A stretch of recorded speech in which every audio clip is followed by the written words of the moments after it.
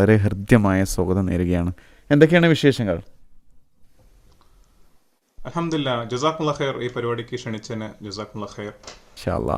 അൽഹംദുലില്ലാ, റാഹത്താണ്. അപ്പോൾ ഒന്ന് നമ്മൾ പറയാൻ തന്നെ നിങ്ങളെക്കുറിച്ചൊന്ന് പരിചയപ്പെടുത്തി തുടങ്ങാം അല്ലേ നമുക്ക്? എൻ്റെ പേര് നബീൽ എന്നാണ്. ഞാനിവിടെ UK വന്നിട്ട് 5 കൊല്ലമായി. 2020 കോവിഡ് സമയത്താണ് ഞാൻ ഇവിടെ വന്നത്. ഞാനിവിടെ സ്കന്തോർപ്പ് എന്ന് പറഞ്ഞൊരു ടൗണിലാണ്, ലിങ്കൺഷെയറിൽ, നോർത്ത് ലിങ്കൺഷെയറിൽ ചെറിയൊരു ടൗൺ ആയിട്ടുള്ള സ്കന്തോർപ്പ് എന്ന് പറഞ്ഞ ടൗണിലാണ്. അവിടുത്തെ ജനറൽ ഹോസ്പിറ്റൽ, സ്കന്തോർപ്പ് ജനറൽ ഹോസ്പിറ്റലിലെ സ്റ്റാഫ് നഴ്സായിട്ട് കഴിഞ്ഞ 5 കൊല്ലമായിട്ട് വർക്ക് ചെയ്യുന്നു. ഇതിനു മുമ്പ് ഞാൻ സൗദി അറേബ്യയിലായിരുന്നു 10 വർഷത്തോളം. ഇപ്പോൾ ഇവിടെ അൽഹംദുലില്ലാ ഫാമിലിയൊക്കെ ഉണ്ട്, വൈഫും ഒരു മോളും. അൽഹംദുലില്ലാ സുഖമായിട്ട്. നാട്ടിലെവിടെയാണ്? ഞാൻ നാട്ടിൽ തിരുവനന്തപുരം സ്വദേശിയാണ്. തിരുവനന്തപുരത്താണ് അല്ലേ? ഓക്കെ, മാഷാ അല്ലാ.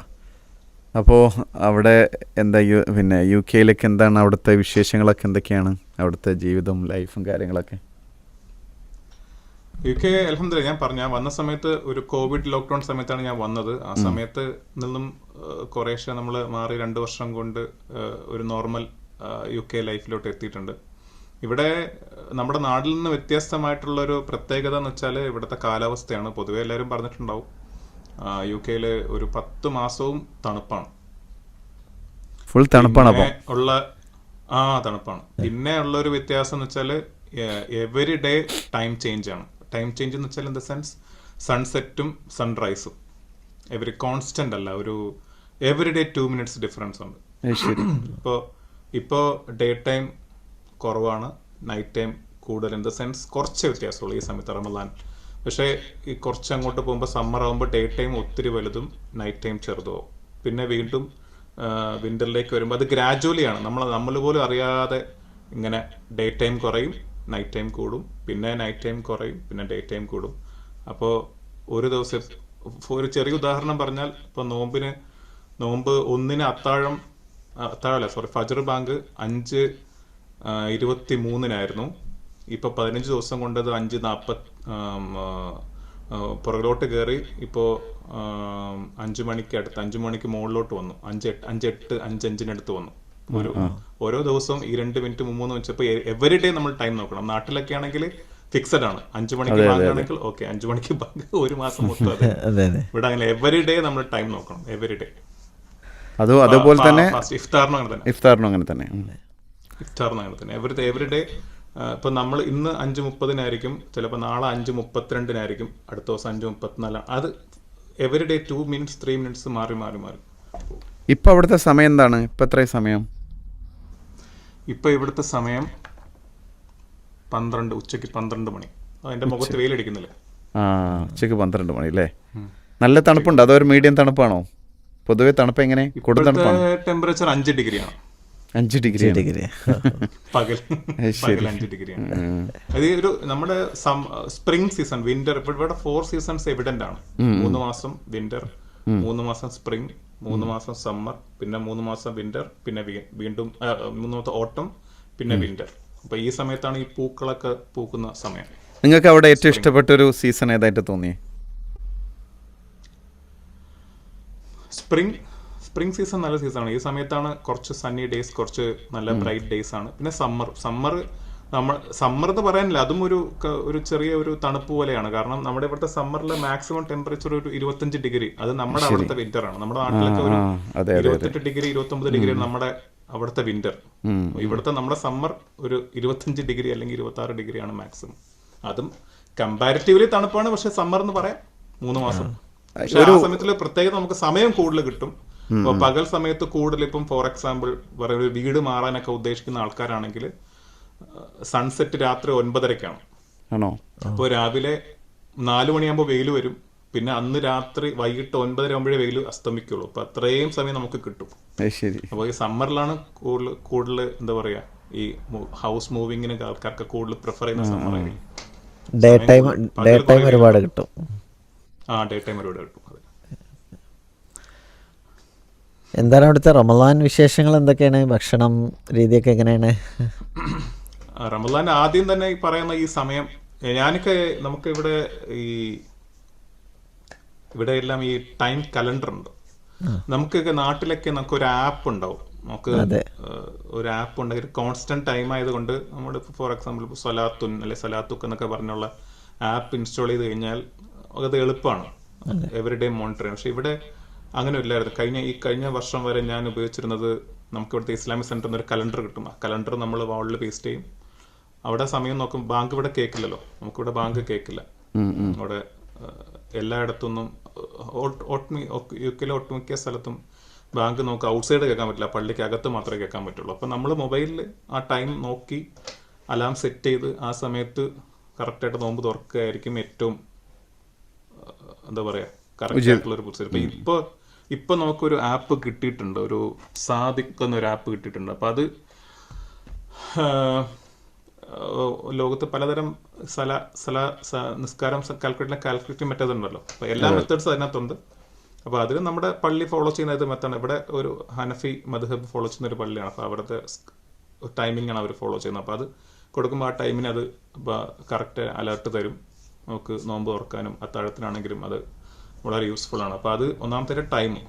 പിന്നെ ഭക്ഷണം അൽഹംദുലില്ലാ നമുക്ക് നാട്ടിൽ കഴിക്കുന്ന എല്ലാം എന്താ പറയുക ഭക്ഷണം നോമ്പ് ഇഫ്താറിൻ്റെ സമയത്ത് നമുക്ക് അത്യാവശ്യം വേണ്ട കാര്യങ്ങൾ നോമ്പിന് വേണ്ട ഇഫ്താറിനും അത്താഴത്തിനാണെങ്കിലും നമ്മുടെ ഹോംലി സ്റ്റൈലിൽ തന്നെ നമുക്ക് ഫുഡ് വെക്കാനും പാകം ചെയ്യാനും കുഴപ്പമില്ല. പിന്നെ പകൽ സമയം ഈ പറഞ്ഞ പോലെ നോമ്പ് തുറങ്ങുമ്പോൾ 12 to 12 ആയിരുന്നു. ഇനിയിപ്പോൾ നോമ്പ് അവസാനിക്കുമ്പോൾ 12 12:30 അല്ലെ 11:30 12:30 ടൈം ഡ്യൂറേഷൻ അരമണിക്കൂർ കൂടും. അരമണിക്കൂർ 1 മണിക്കൂറിനടുത്ത് വ്യത്യാസം വരും. പകൽ സമയം കൂടും. ഞാൻ ഒരു കൗതുകമുള്ള ഒരു ചോദ്യം ചോദിച്ചോട്ടെ. അതായത് പിന്നെ നിങ്ങൾ സൗദി അറേബ്യയിൽ ഉണ്ടായിരുന്നല്ലോ അല്ലേ? 10 കൊല്ലം. 10 വർഷം അവിടെ ഉണ്ടായിരുന്നു. ഈ നാടിൻ്റെ പ്രകൃതിയും ചുറ്റുപാടും കാലാവസ്ഥയൊക്കെ ആളുകളുടെ സ്വഭാവത്തെ സ്വാധീനിക്കുന്നുണ്ടോ? അത് പൊതുവെ പറയുന്ന ഒരു കാര്യമാണ്. അങ്ങനത്തെ പല പഠനങ്ങളും വന്നിട്ടുണ്ട്. അത് ഒരു പരിധിയിൽ ശരിയുമാണ്. ഈ തണുപ്പ് ഇവിടുത്തെ ഒരു പ്രത്യേകത, ഞാൻ 3 സ്ഥലത്തും ഇന്ത്യയിലും 2 കൊല്ലം വർക്ക് ചെയ്തിട്ടുണ്ട്, 10 കൊല്ലം സൗദിയിലും വർക്ക് ചെയ്തിട്ടുണ്ട്, ഇവിടെയും വർക്ക് ചെയ്തിട്ടുണ്ട്. ഒരു വ്യത്യാസം ഈ പറഞ്ഞ കാലാവസ്ഥ, ഈ തണുപ്പ് കാലത്ത് കൂടുതലും ആൾക്കാർ വീടുകളിലായിരിക്കും. അപ്പോൾ വീടുകളിൽ തന്നെ സമയം ചെലവഴിക്കുന്നത് കൊണ്ട് നമ്മൾ ആ സമയത്ത് നമ്മൾ എന്തെങ്കിലും ആക്ടിവിറ്റി ആയിട്ടില്ലെങ്കിൽ നമ്മൾ സ്വയം ഗ്ലൂമി ആയിപ്പോവും. നമ്മൾ സ്വയം ഒരു മരവിച്ച അവസ്ഥയിൽ എന്താ പറയുക ഒരു സോഷ്യൽ ഗ്യാതറിങ്ങിൽ ചില ആൾക്കാരൊക്കെ പറഞ്ഞു കേട്ടിട്ടുണ്ട്. അങ്ങനെ തന്നെ വീടുകളിൽ ഇരുന്ന് പോയിട്ട് എത്രത്തോളം അവർ എത്തുമെന്ന് വെച്ചാൽ ഒരു 10 പേരെ കൂടി നിൽക്കുന്ന ഒരു ഗ്രൂപ്പിലേക്ക് പോയി സംസാരിക്കാൻ പോലും ഒരു തടസ്സം, ഒരു സ്വയം പിൻവലിയുന്ന പോലെ ഒരു സ്വഭാവം അവർക്ക് അറിയാതെ അവരിൽ കടന്നു വരും. അപ്പൊ ആ സമയത്ത് കൂടുതൽ ആക്ടിവിറ്റീസ് ഇവിടെയുള്ള ആൾക്കാരൊക്കെ ആണെങ്കിൽ കൂടുതലും പ്രായമായവരാണ്, വയസ്സായവരാണ്, അവർക്ക് എന്തെങ്കിലുമൊക്കെ ആക്ടിവിറ്റിയിലായിരിക്കും. നമ്മളതിനെ ആക്ടിവിറ്റിയിലാക്കണം. അപ്പൊ നമുക്കാണെങ്കിൽ വായിക്കാം, എന്തെങ്കിലും കേൾക്കാം, എന്തെങ്കിലും പ്രഭാഷണങ്ങളോ അല്ലെങ്കിൽ കേൾക്കാം, അല്ലെങ്കിൽ ഇതുപോലെ എന്തെങ്കിലും മീറ്റിങ്ങിൽ കൂടുക, അങ്ങനെ സ്വയം നമ്മൾ എൻഗേജ് ആക്കുക. അല്ലെങ്കിൽ ഇവിടുത്തെ തണുപ്പും ഭയങ്കര ക്വയറ്റാണ് ഇവിടുത്തെ. അതായത് റോഡുകളിൽ വണ്ടിയും, നമ്മൾ ടൗൺ ആയതുകൊണ്ട് സ്വാഭാവികമായിട്ട് വണ്ടികൾ കുറവായിരിക്കുമല്ലോ. നമ്മുടെ തിരുവനന്തപുരം പോലെ സിറ്റി ഒന്നുമല്ല, ടൗൺ ചെറിയൊരു ടൗണാണ്. അപ്പോൾ വണ്ടികൾ ഉണ്ടാവില്ല. അപ്പോൾ റോഡിൽ പുറത്ത് അനക്കവും ഇല്ല. വീട് എപ്പോഴും എന്താ പറയാ ഒരു സൈലന്റ്, പിൻ ഡ്രോപ്പ് സൈലൻസ് എന്നൊക്കെ പറയാറില്ലേ, അതുപോലത്തെ ഒരു അവസ്ഥയാണ്. അപ്പൊ നമ്മൾ ആ സമയത്ത് നമ്മൾ എൻഗേജ് ആക്കി ഇട്ടിരിക്കും, നമ്മൾ സ്വയം ഗ്ലൂമി ആയിപ്പോവും. അപ്പൊ ആ ഗ്ലൂമി ആകുന്നതുകൊണ്ട് തന്നെ എന്താ പറയാ നമ്മുടെ ബിഹേവിയറിലും അത് എവിഡന്റ് ആണ്. നമ്മൾ ഒച്ചയ്ക്ക് സംസാരിക്കാൻ പേടിക്കും, പുറത്തിറങ്ങുമ്പോൾ ഒച്ചയ്ക്ക് സംസാരിക്കാൻ പേടിക്കും, നമ്മൾ സ്വയം ഒതുങ്ങിക്കൂടുന്ന, നമ്മളിൽ മാത്രം ഒതുങ്ങിക്കൂടുന്ന പോലെ ആവും. അത് സ്വാഭാവികം. ഇത് സൗദി അറേബ്യയിലെ എൻറ്റയർലി ഡിഫറെന്റ് അറ്റ്മോസ്ഫിയർ ആണ്. അവിടെ വെച്ചാൽ നമ്മുടെ ഇസ്ലാമിക് സെന്റേഴ്സ് ഉണ്ട്, അവിടെ മറ്റ് കമ്മ്യൂണിറ്റീസ് ഉണ്ട്, ഒത്തിരി ഗ്രൂപ്പ്സ് ഉണ്ട്, നമുക്ക് ഒത്തിരി ഫ്രണ്ട്സ് ഉണ്ട്, നമുക്ക് എപ്പോഴും പുറത്താണ്. മാത്രമല്ല വീട്ടിൽ നിന്ന് ചൂടും ഒരു ശബ്ദമാനമായ അന്തരീക്ഷമായിരിക്കും എപ്പോഴും അല്ലേ? അതെ, എപ്പോഴും നമ്മൾ എപ്പോഴും എൻഗേജ്ഡ് ആയിരിക്കും. നമുക്ക് എല്ലാ ആഴ്ചയിലും ജുമ്മയ്ക്ക് ആൾക്കാർ, ഇപ്പൊ ഇവിടെയും ജുമ്മയ്ക്ക് കൂടുന്നുണ്ടെങ്കിലും ഇവിടെ കൂടുതലും വേറെ നാഷണൽസ് ആണ്. നമുക്ക് അറിയാലോ, നമ്മൾ മലയാളികളുടെ ഒരു സൗഹൃദം കിട്ടണമെങ്കിൽ ഒരു മാസത്തിൽ ഒരിക്കൽ ഏതെങ്കിലും ഒരു കമ്മ്യൂണിറ്റി ഗ്യാതറിങ്ങിന് പോകുമ്പോഴാണ് നമ്മൾ ഉണ്ടാവുക. അപ്പോൾ പക്ഷെ അവിടെ അങ്ങനെയല്ല. സൗദി അറേബ്യയിൽ നമ്മൾ വീടിന്റെ മുറ്റത്ത് ഇറങ്ങുന്ന ഏത് പള്ളിയിലും മലയാളം ഉണ്ടാവും. അവിടെ ഇസ്ലാമിക് സെന്ററിന്റെ ജുമ്മയ്ക്ക് പോയി കഴിഞ്ഞാൽ അവിടെ ഉച്ചയ്ക്ക് ശേഷം അവിടെ ചിലപ്പോൾ എന്താ പറയാ ഒരു കൂടലും ഒരു ഒത്തുചേരലും ഒരു പ്രഭാഷണവും ഒരു ഒത്തുചേരലൊക്കെ ഉണ്ടാവും. അപ്പം അത് വേറൊരു അറ്റ്മോസ്ഫിയർ ആണ്. നാട്ടിലാകുമ്പോഴത്തേക്കും പിന്നെ ഉമ്മയും അപ്പ, പാരന്റ്സ്, സഹോദരിമാര്, അവന് ഫാമിലിയുടെ ഒരു ബൃന്ദം ഉണ്ട്. അപ്പൊ അതിന്റെ ഒരു വ്യത്യാസമുണ്ട്. ഈ പറഞ്ഞ ഈ തണുപ്പും ഈ സൈലൻസും കൂടെ ആകുമ്പോൾ നമ്മൾ കുറച്ച് ഗ്ലൂമി ആയി പോകാൻ സാധ്യതയുണ്ട്. ആ ഗ്ലൂമി ആകുന്നത് കൊണ്ട് തന്നെ നമ്മൾ സോഷ്യലി കുറച്ച് എന്താ പറയുക, നമ്മൾ സ്വയം സോഷ്യൽ ആകണം. അതെ അതെ, അല്ലെങ്കിൽ നമ്മൾ സോഷ്യൽ ആകാൻ ധാരാളം അതെ അതെ നമുക്ക് കുറെ ഓപ്പർച്യൂണിറ്റീസ് ഉണ്ട്. പക്ഷെ ഇവിടെ we should find our ways. നമ്മൾ സ്വയം അതിനുള്ള മാർഗങ്ങൾ കണ്ടെത്തണം. അല്ലെങ്കിൽ ഇപ്പൊ ഞാനിപ്പോ നമുക്കിവിടെ East Midlands Malayali Muslim association എന്ന് പറഞ്ഞൊരു വലിയൊരു അംബ്രല അസോസിയേഷൻ ഉണ്ട് ഇവിടെ. എല്ലാ സംഘടനയിലുള്ള ആൾക്കാരും ഉള്ള ഒരു വലിയ ഓർഗനൈസേഷനാണ്. അപ്പൊ അവര് മാസത്തിലൊരു ഗാദറിംഗ് നോക്കും. നമ്മൾ കഴിവിന്റെ പരമാവധി നമ്മൾ അതിൽ പങ്കെടുക്കാൻ നോക്കാം. അതൊരു കുട്ടികൾക്കാണെങ്കിലും മുതിർന്നവർക്കാണെങ്കിലും ഒരു ഒത്തുചേരലിനും പരസ്പരം സൗഹൃദം പങ്കുവെക്കാനും ഒക്കെ ഒരു അവസരമാണ്. നിങ്ങൾ ഫാമിലി അടക്കമാണ് അവിടെ താമസിക്കുന്നത്? ഫാമിലി ഉണ്ടോ കൂടെ? ഫാമിലി ഉണ്ട്, ഫാമിലി ഉണ്ട്. തുടക്കം മുതലേ ഉണ്ടോ അതോ? ബ്രിട്ടീഷ് സ്ലൈസസ് ഇല്ലല്ല, ഞാൻ വന്ന് 3 വർഷം കഴിഞ്ഞിട്ടാണ് അവർ വന്നത്. Okay okay. കാരണം ഇത് ഇവിടെ ചിലർ ഫാമിലി നേരത്തെ കൊണ്ടുവരും. പക്ഷെ ഇവിടെ നമ്മൾ ആ ഫൈനാൻസ്, നമ്മുടെ സാമ്പത്തിക ഭദ്രത ഉറപ്പുവരുത്താത്ത ഫാമിലിയെ കൊണ്ടുവരികയാണെങ്കിൽ ചിലപ്പോൾ നമ്മൾ മൊത്തത്തിൽ ബാലൻസ് തെറ്റും. ശരി. അപ്പൊ അത് ഞാൻ ഒരു 3 വർഷം കഴിഞ്ഞിട്ടാണ് ഫാമിലി വന്നത്. അതുപോലെ പിന്നെ നിങ്ങളവിടെ വന്നതിന് ശേഷം അവിടുന്ന് നിങ്ങൾക്കുണ്ടായ എന്തെങ്കിലും സന്തോഷകരമായിട്ടുള്ള അനുഭവങ്ങൾ, അല്ലെങ്കിൽ എടുത്തു പറയാൻ പറ്റാവുന്ന, വേറൊരു രാജ്യത്താവുമ്പോൾ അങ്ങനെ ഒരു ഓർമ്മയിലുള്ള ഓർമ്മിക്കാൻ പറ്റുന്ന എന്തെങ്കിലും എക്സ്പീരിയൻസ് കാര്യങ്ങൾ എന്തെങ്കിലുമൊക്കെ ഉണ്ടോ ഷെയർ ചെയ്യാൻ? ഞാൻ പറഞ്ഞല്ലോ, ഞാൻ നേഴ്സാണ്. ഞാൻ വന്നത് കോവിഡ് സമയത്താണ്. നിങ്ങൾക്കറിയാലോ, ആ സമയം കോവിഡ് സമയം നമുക്ക് എല്ലാവർക്കും ഒരു എൻ്റെ മനസ്സിലൊന്നും അത് ഒട്ടും പോകില്ല. നഴ്സിംഗ് ഫീൽഡിൽ നിൽക്കുന്നതുകൊണ്ട് തന്നെ first front line health care workers ആയിരുന്നു. ഞാൻ സൗദി അറേബ്യയിൽ ആ കോവിഡിന്റെ തുടക്ക സമയത്താണ് എൻ്റെ UK റിക്രൂട്ട്മെന്റ് പ്രോസസ്സൊക്കെ നടന്നത്. ആ സമയത്ത് സൗദി അറേബ്യയിലാണെങ്കിൽ 8 മണിക്ക് ശേഷം പുറത്തിറങ്ങാൻ പറ്റില്ല, പള്ളിയിൽ നിസ്കാരമില്ല. ഞാൻ എൻ്റെ ജീവിതത്തിൽ മറക്കാൻ പറ്റാത്ത മൊമെന്റാണ്. സൗദി അറേബ്യയിലെ 10 കൊല്ലം നിന്നതിൽ അൽഹംദുലില്ലാഹ് എല്ലാ വർഷവും നമുക്ക് ഉംറയ്ക്ക് പോകാൻ അവസരം ഉണ്ടായിരുന്നു. ആ വർഷം ഉംറയ്ക്ക് പോകാനുള്ള അവസരം പോലും നമുക്ക് ഉണ്ടായിരുന്നില്ല. എല്ലാ അർത്ഥത്തിലും ലോക്ക്ഡൌൺ. അങ്ങനെ ലോക്ക്ഡൌണിൽ നിന്ന് അവിടെ നിന്നും അതിനേക്കാൾ ലോക്ക്ഡൌൺ കർശന നിയമങ്ങളുള്ള മറ്റൊരു സ്ഥലത്ത് വന്നു, UK-യിൽ. അതും ആ സമയത്ത് ട്രാവൽ ബാനും എല്ലാം ഉള്ള സമയത്താണ് നമ്മൾ വരുന്നത്. ആ സമയത്ത് നമ്മൾ 2 ആഴ്ചത്തോളം ഈ പറഞ്ഞ ക്വാറന്റൈൻ ഉണ്ടായിരുന്നല്ലോ. അത്രയും 2 ആഴ്ച പുറത്തിറങ്ങാൻ പറ്റില്ല. പുതിയ രാജ്യം, ഇവിടുത്തെ ആൾക്കാരെ അറിയില്ല, ഇവിടെ പരിചയക്കാരില്ല, സ്വന്തക്കാരില്ല, ആരുമില്ല. അത് രാജ്യത്ത് വന്ന് ഇറങ്ങുന്നു, 2 ആഴ്ചയോളം ക്വാറന്റൈൻ. പിന്നെ അതിനുശേഷം കുറേശ്ശെ പുറത്തിറങ്ങുന്നു, എല്ലാവരോടും മാസ്ക് ഇട്ട് സംസാരിക്കുന്നു. നമ്മുടെ ഡിപ്പാർട്ട്മെന്റിൽ ആരൊക്കെയാണ് വർക്ക് ചെയ്യുന്നത് അവരുടെ പേര് പോലും അറിയാത്ത, പരസ്പരം അറിയില്ല. എല്ലാവരും മാസ്ക് ഇട്ട് തിരക്കില്ല, ആരാണ് എന്താണെന്നും അറിയില്ല. അത് ആ ഒരു മൊമെന്റ്, ആ ഒരു 2 ആഴ്ച, ഒരു 6 മാസത്തോളം വന്നിറങ്ങി, പുതിയ രാജ്യത്ത് വന്നിറങ്ങിയുള്ള ആദ്യത്തെ 6 മാസം മാത്രമല്ല, അത് ഒത്തിരി ചലഞ്ചസ് ആയിരുന്നു കോവിഡ് സമയത്ത്. എനിക്കിപ്പോഴും കുറേ എന്താ പറയുക, കുറേ മൊമെന്റ്സ് ഉണ്ട്. നമുക്കത് ആ സമയത്ത് നമുക്കത് എപ്പോഴായാലും അത് മറക്കൂല. എൻ്റെ മൈൻഡിൽ നിന്നും ആ കോവിഡ് സമയം മാഞ്ഞു പോകില്ല. അത്രത്തോളം നമ്മൾ ഫ്രണ്ട് ലൈൻ വർക്കേഴ്സ് ആയതുകൊണ്ട് നമുക്ക് നല്ലതുപോലെ അറിയാം. അതൊരു ലൈഫിലെ നമുക്ക് കുറേ കാര്യങ്ങൾ പഠിക്കാനും മനസ്സിലാക്കാനും ജീവിതം എന്താണെന്ന് കുറച്ചുകൂടി പ്രാക്ടിക്കലി മനസ്സിലാക്കാൻ കിട്ടിയ കുറേ അവസരങ്ങൾ കിട്ടിയ ഒരു സമയമായിരുന്നു. ആ റെസീലിയൻസ്, നമ്മൾ അത്രയും തടസ്സം ഉണ്ടെങ്കിലും നമ്മൾ എങ്ങനെ ജീവിച്ച് മുന്നോട്ട് പോകണം എന്ന് പഠിക്കാൻ പറ്റിയ ഒരു അവസരമായിരുന്നു അത്. വീട്ടിൽ നിന്നാണ് നോമ്പ് തുറക്കൽ അതോ പള്ളിയിലെ നോമ്പ് തുറക്ക ഉണ്ടാവാറുണ്ടോ? പള്ളിയിൽ നമ്മുടെ അവിടുത്തെ പോലെ ഈ നോമ്പ് കഞ്ഞി അങ്ങനെയൊന്നും ഉണ്ടാവാറില്ല. പക്ഷെ പൊതുവിൽ പള്ളികളിൽ കൂടുതലും ഈ ചാരിറ്റിയാണ്. കൂടുതലും ഈ നോമ്പ് വളരെ ന്യൂ മുസ്ലിംസോ അല്ലെങ്കിൽ സാമ്പത്തികമായി ബുദ്ധിമുട്ടുള്ള അങ്ങനെയുള്ള ചില പള്ളികൾക്കുണ്ട് വലിയ ഇപ്പം മാഞ്ചസ്റ്ററിന്റെ ഭാഗത്ത്, എനിക്കിവിടെ മാഞ്ചസ്റ്റർ സ്ഥലം കേട്ടിട്ടില്ലേ? മാഞ്ചസ്റ്റർ കേട്ടിട്ടുണ്ടാവുമല്ലോ. അവിടെ മാഞ്ചസ്റ്റർ വലിയ സിറ്റിയാണ്, അവിടെ വലിയ ഒരു മെട്രോപൊളിറ്റൻ സിറ്റിയാണ്. അപ്പൊ അവിടെ അതിന് ചുറ്റുമുള്ള കുറെ പള്ളികളിലൊക്കെ ഈ പറഞ്ഞ പോലെ ഒരു ബിഗ് ഗാദറിങ്, ഈ ഒരു ഫുട്ബോൾ സ്റ്റേഡിയം ഒക്കെ എടുത്തിട്ട് അവിടെ ഒരു വലിയ ഗ്രാൻഡ് ഇഫ്താർ പ്രോഗ്രാംസ് ഒക്കെ ഉണ്ടാവാറുണ്ട്. പക്ഷെ ഞാൻ ഇവിടെ പൊതുവെ എല്ലാവരും വീട്ടിൽ നോമ്പ് തുറന്നിട്ട് പള്ളിയിൽ പോലാണ് പൊതുവെ ഞാൻ കണ്ടിട്ടുള്ളത്. പള്ളിയിലും ഉണ്ട്, പക്ഷെ ഇറ്റ്സ് നോട്ട് നമ്മുടെ നാളെ പോലെ നോമ്പ് കഞ്ചിയും അങ്ങനത്തെ പരിപാടിയും ഒന്നും ഉണ്ടാവില്ല. പിന്നെ ഉള്ളത് തന്നെ കൂടുതലും ചാരിറ്റി ആയിരിക്കും. കുറെ നോമ്പ് തുറക്കാൻ സാമ്പത്തികമായി ബുദ്ധിമുട്ടുള്ള ആൾക്ക് അവർക്കുള്ള സൗകര്യങ്ങൾ ഒരുക്കി കൊടുക്കുക, ന്യൂ മുസ്ലിംസിന് കൊടുക്കുക, അങ്ങനെയായിരുന്നു ഞാൻ കണ്ടിട്ടുള്ളത്. പൊതുവേ ഇസ്ലാമികമായ കാര്യങ്ങളൊക്കെ പ്രാക്ടീസ് ചെയ്യുന്നിടത്ത് നിങ്ങൾക്ക് അവിടുത്തെ ഒരു നേഷൻസ് അങ്ങനത്തെ ആൾക്കാരുമായി കണക്ട് ചെയ്യുമ്പോൾ അവരുടെ ഒരു തടസ്സം അല്ലെങ്കിൽ എങ്ങനെയാണ് അവരെങ്ങനെ ഇതിനെ നോക്കിക്കാണുക?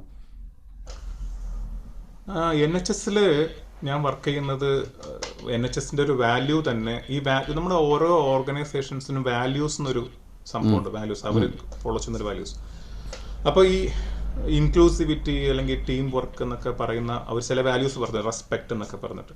അപ്പൊ ഇവർക്ക് ഈ റമദാൻ ആകുമ്പോഴത്തേക്കും നമ്മുടെ മാത്രമല്ല, ഈവൻ ജൂയിഷ് പീപ്പിളിലും ക്രിസ്ത്യൻസിനൊക്കെ ആണെങ്കിലും അവരുടെ ചില ഫെസ്റ്റീവ് സീസൺ ആകുമ്പോഴത്തേക്കും NHS ഒരു മെയിൽ വരും മാനേജേഴ്സിന്, ഇങ്ങനെ നിങ്ങളുടെ ഡിപ്പാർട്ട്മെന്റിൽ ഈ ഫെയ്ത്ത് ഫോളോ ചെയ്യുന്ന ആൾക്കാരുണ്ടാവും, this is A time for them for. അപ്പം എനിക്ക് പേഴ്സണലി ആണെങ്കിൽ എൻ്റെ മാനേജർക്ക് മാത്രമല്ല, എൻ്റെ ഹോസ്പിറ്റലിലെ എല്ലാ മാനേജേഴ്സിനും ഈ മെയിൽ വരും NHS ന്ന്. This the month of Ramadan, people B fasting in your department. People നിങ്ങളുടെ ഡിപ്പാർട്ട്മെന്റിലെ ആൾക്കാർ ഫാസ്റ്റ് ചെയ്യുന്നുണ്ടാവും. അപ്പോൾ അവർ ചിലപ്പോൾ ടയേർഡ് ആയിരിക്കും. You have to arrange the rest period. അവർക്ക് റെസ്റ്റ് പീരീഡ് അറേഞ്ച് ചെയ്ത് കൊടുക്കുക. അവർക്ക് ഈ ഫാസ്റ്റിംഗ് ടൈമിൽ അവർക്ക് പ്രയർ ടൈം വരും. അപ്പോൾ അതിന് പ്രയർ ടൈമിന് സ്ഥലം ഒരുക്കി കൊടുക്കുക, അല്ലെങ്കിൽ അവർക്ക് അതിനുള്ള സമയം ഒരുക്കി കൊടുക്കുക. അതൊക്കെ മാനേജർ റെസ്പോൺസിബിലിറ്റി ആയിക്കൊണ്ട് NHS കൊടുക്കുന്ന ഗൈഡ് ലൈൻ ആണ്. അതുകൊണ്ട് തന്നെ they will consult to us. നമ്മളോട് ചോദിക്കും, നോമ്പ് തുടങ്ങാൻ പോവാണ്, what are the arrangements we need to make for you. നിങ്ങൾ എന്തൊക്കെയാണ് നിങ്ങൾക്ക് വേണ്ടി ഒരു അറേഞ്ച്മെന്റ് ചെയ്യേണ്ടത്. അപ്പം നമ്മൾ അങ്ങനെ സ്പെഷ്യൽ അറേഞ്ച്മെന്റ് ഒന്നും വേണ്ട. നമുക്കൊരു ഇപ്പം ഡേ ടൈം ആണെങ്കിൽ ലുഹറിനും അസറിനും നിസ്കരിക്കാൻ പോകുന്ന സമയം, പിന്നെ ഈവനിങ് ടൈം ആണെങ്കിൽ മഗ്രിബിനും അതുപോലെ ഇഷാ തറാവി ആ സമയത്തിന് ഒരു കുറച്ച് സമയം ഒരുക്കി തന്നാൽ മതി എന്ന് പറയും. വളരെ അതും അവിടുത്തെ നോർമൽ വർക്കിനെ കോംപ്രമൈസ് ചെയ്യാത്ത രീതിയിൽ തന്നെ. നമുക്കിപ്പോൾ ഈവനിങ് ടൈമിൽ കുറച്ച് സ്റ്റാഫ്, 2-3 സ്റ്റാഫ് ഉണ്ടാവുള്ളൂ. തിയേറ്ററിൽ എമർജൻസി കേസ് നടക്കുന്നുണ്ട്. അപ്പോൾ നമുക്ക് പേഷ്യന്റ് സേഫ്റ്റി ആയിരിക്കും ഇമ്പോർട്ടന്റ്.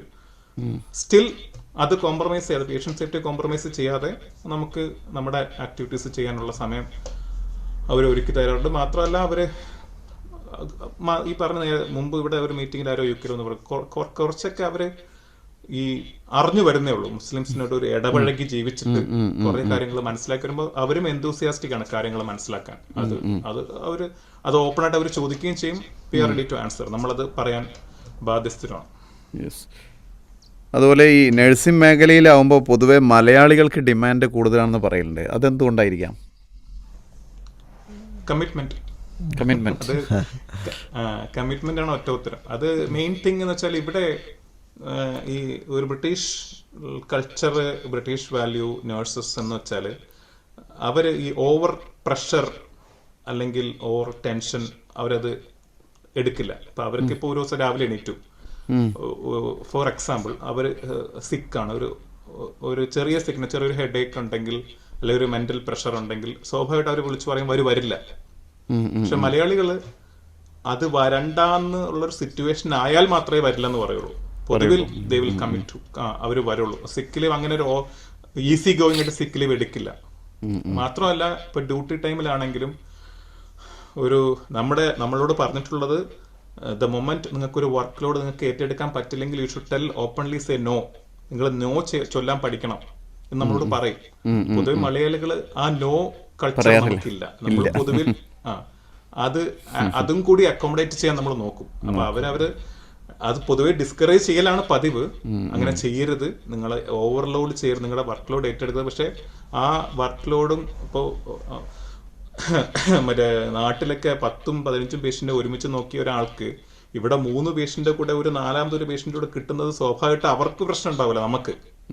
ബട്ട് ഇവരെ സംബന്ധിച്ചോളം അവർക്ക് ഓരോ അസൈൻമെന്റ് കൊടുത്തതിന്റെ കൂടെ ഒരു അഡീഷണൽ അസൈൻമെന്റ് വരുന്നത്